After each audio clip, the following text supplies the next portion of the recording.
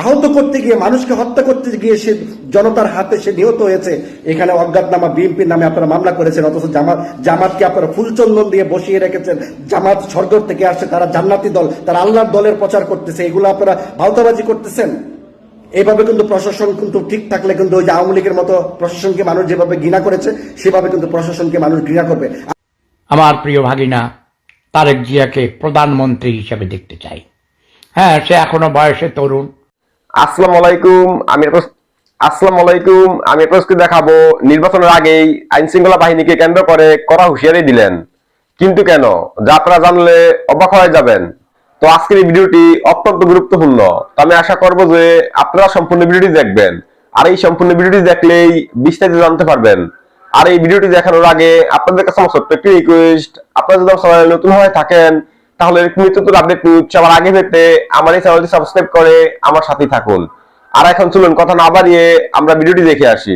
আমি জাফর সরকার, সাবেক সেনা সদস্য। যেখানে আইনের দুর্নীতি থাকবে সেখানে আমরা প্রতিবাদ করব, যা 17 বছর করে আসছি। শেরপুর 3 আসনের প্রশাসন কর্তৃক নির্বাচন ইস্তেহার নিয়ে জামাত পূর্বেই চেয়ার দখল করার পর বিএনপি যখন আসে তখন বিএনপিকে চেয়ার না দেওয়ায় প্রশাসন ক্ষুব্ধ হয়ে জামাতকে রিকোয়েস্ট করে চেয়ারগুলো ছেড়ে দেওয়ার জন্য। তখন ঠিকই কিন্তু পরিশেষে চেয়ারগুলো ছাড়ে এবং জামাতের কোনো না কোনো দুষ্কৃতিকারী চেয়ারগুলো বিএনপি নেতাকর্মীর উপর নিক্ষেপ করাতেই হট্টগোল লেগে যায়। তখন তাৎক্ষণিকভাবে প্রশাসন এবং পুলিশের সামনে, সেনাবাহিনীর সামনে বিএনপি নেতাকর্মীর উপর অনাকাঙ্ক্ষিত মানে পরিকল্পিতভাবে আঘাত করে, রড এবং ছুরি দিয়ে, বাঁশ দিয়ে তাদেরকে আঘাত করে 50 জনের উপর আহত করে। এই কথাগুলো আমরা বারবার বলেছি এবং সেটা সত্য প্রমাণিত হয়েছে। প্রিয় দেশবাসী, ঝিনাইগাতী উপজেলার যে নির্বাহী কর্মকর্তা আশরাফুল আলম রাসেল সাহেব নিজে বিবৃতি দিয়েছে, জামাতের অপকর্মগুলো তুলে ধরেছে প্রশাসন।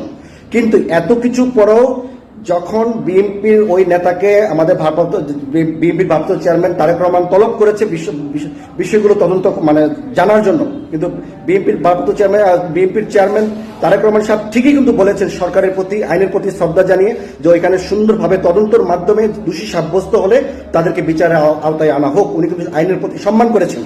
কিন্তু জামাতি ইসলামের নেতা ধুলা পানিতে মাছ শিকার করতে লুভে পড়ে যে বিএনপির নেতাকে যদি মাইনাস করা যায় তাহলে সে এখানে বিনা ভোটে সে এমপি হয়ে যেতে পারবে। লোভ লালসা মানুষের এত নিচু নেমে গেছে। সেখানে আজকে আমরা দেখলাম যে বাদী যে মামলা করলো, জামাতে ইসলামের পক্ষে মামলা করেছে, 231 জনের নামে মামলা দায় করা হয়েছে এবং 400 জনের নামে অজ্ঞাত মামলা করা হয়েছে। আমি একটি প্রশ্ন করতে চাই, প্রিয় দেশবাসী, এখানে প্রশাসন সাক্ষী দিয়েছে বিএনপির 1 থেকে 150 লোক গিয়েছে, সেখানে 231 জন নেতাকর্মীর নামে মামলা কিভাবে হয়? পুরা শেরপুর জেলা নেতাকর্মীর নামে মামলা দেওয়া হয়েছে, আরো 400 জনের নামে অজ্ঞাতনামা। তাহলে আমি মাননীয় জেলা প্রশাসককে বলবো, মাননীয় পুলিশ সুপার শেরপুর জেলাকে বলবো, আপনারা তদন্ত করে কি এগুলো রিপোর্ট দিয়েছেন জামাতের পক্ষে সাফাই করার জন্য নাকি জামাতকে ক্ষমতা আনার জন্য আপনারা কোনো ঠিকাদারি নিয়েছেন? সেই বিষয়গুলো আমাদের জানা দরকার, মাননীয় পুলিশ সুপার শেরপুর জেলা এবং মাননীয় জেলা প্রশাসক শেরপুর জেলা। এবং যেখানে শেরপুর জেলার ঝিনাইগাতীর নির্বাহী কর্মকর্তা আপনার আশরাফুল আলম আপনার রাসেল সাহেব যে কথাগুলো বলেছেন সেটার উপর ভিত্তি করে আপনারা মামলা করেন নাই, কিন্তু বিএনপি নেতাকে ফাঁসানোর জন্য আপনারা সেই পদক্ষেপ করেছেন। আমরা এইসব তীব্র নিন্দা প্রতিবাদ জানাচ্ছি। এখনো সময় আছে, সঠিক বিচারটা করুন। আপনারা ভিডিও ফুটেজগুলো দেখবেন যে আপনার যে শ্রীবর্তীর উপজেলার যে জামাতের যে সেক্রেটারি মাওলানা রেজাউল করিমকে যে হত্যা করা হয়েছে, সে হত্যা করতে এসেছিল, তার হাতে কত বড় দাওয়ের ছুরি, সে কতগুলো মানুষকে কুপিয়েছে, কতগুলো মানুষকে আহত করেছে। আহত করতে গিয়ে, মানুষকে হত্যা করতে গিয়ে সে জনতার হাতে সে নিহত হয়েছে। এখানে অজ্ঞাতনামা বিএনপির নামে আপনারা মামলা করেছেন, অথচ জামাতকে আপনারা ফুলচন্দন দিয়ে বসিয়ে রেখেছেন। জামাত স্বর্গ থেকে আসছে, তারা জান্নাতি দল, তারা আল্লাহর দলের প্রচার করতেছে, এগুলো আপনারা ভাওতাবাজি করতেছেন। এইভাবে কিন্তু প্রশাসন কিন্তু ঠিক থাকলে কিন্তু ওই যে আওয়ামী লীগের মতো প্রশাসনকে মানুষ যেভাবে ঘৃণা করেছে সেভাবে কিন্তু প্রশাসনকে মানুষ ঘৃণা করবে। আমরা কিন্তু প্রশাসনের পক্ষে, প্রশাসনকে নিয়ে আমাদের গর্ব হয়, সেই গর্ব কিন্তু আপনারা নষ্ট করে দিবেন না। আমি মাননীয় প্রধান উপদেষ্টাকে বলতে চাই, আপনি কোন অথরিটি বলে, আপনি কোন সিস্টেমে রাষ্ট্রের আপনার জামাতে ইসলামের এই হত্যার পেছনে আপনি উদ্বেগ প্রকাশ করেছেন, রাষ্ট্রীয়ভাবে আপনার তীব্র নিন্দা জানিয়েছেন।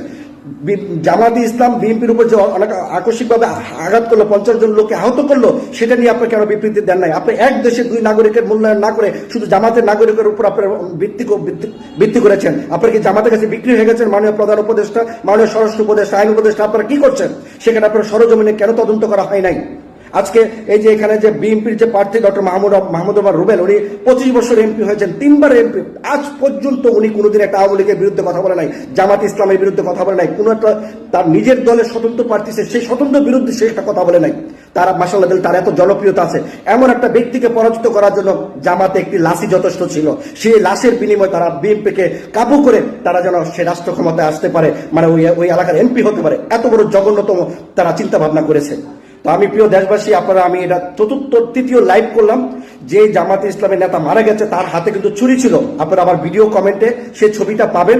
এত লম্বা একটা ছুরি নিয়ে কত মানুষকে সে কুপিয়েছে, এবং সে মারা গেছে রাত 10টায়, কিন্তু ঝগড়া হয়েছে বিকাল 3টা থেকে 4টার মধ্যে, প্রচুর পরিমাণ ঝগড়া হয়েছে। বিএনপি নেতাকর্মীরা কম থাকায় তাদেরকে যেভাবে পারছে তাদেরকে মারার চেষ্টা করেছে। দুজনের অবস্থা তো নাক কান্দে প্রচুর পরিমাণ রক্ত বের হয়েছে। এরা কি মানুষটা বিএনপিকে উশৃঙ্খল? বিএনপিতে এমনি ক্ষমতা আসবে, তারা কেন মানুষের কাছে ঝগড়া করবে? যাদের ক্ষমতা নাই, যাদের মানে জনপ্রিয়তা নাই, তারাই কিন্তু আরেকটা দলকে ক্ষতি করার জন্যই, মানে ক্ষতি করতে পারলেই তাদের লাভ, যেন বিএনপিকে ম্যানেজ করা যায়। তো আমি শেরপুর জেলা প্রশাসক এবং পুলিশ সুপার, মাননীয় পুলিশ সুপারদেরকে বলবো সেইগুলো মামলা আপনারা ভালো করে তদন্ত করুন।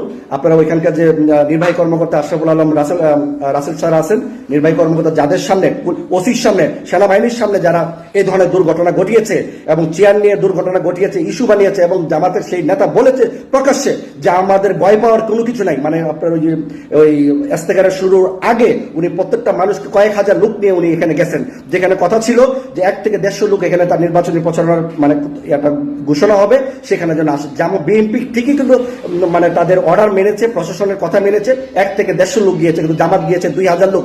তারা কেন এত লোক গিয়েছে? শুধুমাত্র ওই উপজেলার লোক না, তারা বিভিন্ন উপজেলার জামাতের লোককে সংগঠিত করে তারা জেনেগাতি উপজেলাতে নির্বাচনী ইস্তেহার এখানে তারা উপস্থিত থাকার কারণটা কি? তারা এগুলো নিয়ম তারা ভেঙেছে জামাতে ইসলাম। তারা অবশ্যই একটা পূর্ব পরিকল্পনা ছিল এখানে একটা দুষ্ট প্রকৃতির কোনো একটা ইস্যু বানানোর জন্য, বিএনপির উপর কলঙ্ক করার জন্য। প্রিয় দেশবাসী, আপনারা সত্যটাকে সত্য বলবেন, মিথ্যাটাকে মিথ্যা বলবেন। এই বিষয় নিয়ে জামাতের যে চুলকানি বা জামাতের যে মিথ্যাচারিতা পুরো দেশবাসী কিন্তু আপনারা জেনে গেছেন। তো শেরপুরের উপরে যে মিথ্যা অপবাদ দিয়ে বিএনপির উপরে যে 231 জনের নামে মিথ্যা মামলা এবং 400 জনের উপর অজ্ঞাতনামা মামলা, সেটা আমরা তীব্র নিন্দা প্রতিবাদ জানাচ্ছি।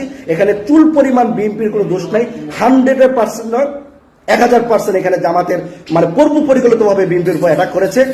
এইটা যেন প্রশাসন যেন তদন্ত করে আইনত ব্যবস্থা করা হয়, তা না হলে আইনের সম্মান থাকবে না। জনগণ খেপে গেলে সেই আইন কিন্তু আগের জায়গায় কিন্তু চলে যাবে, আমরা সেটা চাই না। আইন কলঙ্কিত হোক, প্রত্যেকটা মানুষের নাগরিক অধিকার আছে তার আইনের শাসনের মধ্যে থাকা এবং বিচার পাওয়া। যে লোক মারা গেছে আমরা তাকে পাবো না, কিন্তু সেই লোকের হাতে ছুরি ছিল, তার দ্বারা অনেক মানুষ আহত হয়েছে, কুপিয়েছে, সে কুপাতে গিয়ে জনগণের হাতে সে নিহত হয়েছে, সেটার বিচার কিন্তু এভাবেই হবে। সে মানুষকে হত্যা করতে এসে সে মরেছে। এখানে জনপ্রিয়তা দেখানোর কোনো কিছু নাই, মানবতার কোনো কিছু নাই। যারা হত্যাকারী, যারা সন্ত্রাসী মানুষের সন্ত্রাসগিরি করতে গেলে মরবে, এটাই স্বাভাবিক। আমি মনে করি শেরপুর জেলা প্রশাসক এবং পুলিশ সুপার মহোদয় এই বিষয়গুলো বিবেচনা করে যেন আগামী নির্বাচনের যেন কোনো বানচালের সিস্টেমে যেন জামাতে ইসলাম যেন কোনো জয়ী হতে না পারে, বানচাল করার জন্য যেন তারা মনোবৃদ্ধি যেন তাদের পূরণ না হয়, সেই বিষয়ে যেন আপনারা নজর রাখবেন। ধন্যবাদ সবাইকে, সবাই ভালো থাকবেন। আসসালামু আলাইকুম। তো আমি আশা করছি যে আপনারা সম্পূর্ণ ভিডিওটি দেখেছেন। তো আপনাদের যদি বিষয় নিয়ে কোনো মতামত থাকে আমাকে অবশ্যই কমেন্টে জানাবেন। তো আমি এখানে ভিডিওটি শেষ করতেছি। তো দেখা হচ্ছে পরবর্তী ভিডিওতে। সে পর্যন্ত সবাই ভালো থাকবেন, সুস্থ থাকবেন। আল্লাহ হাফেজ।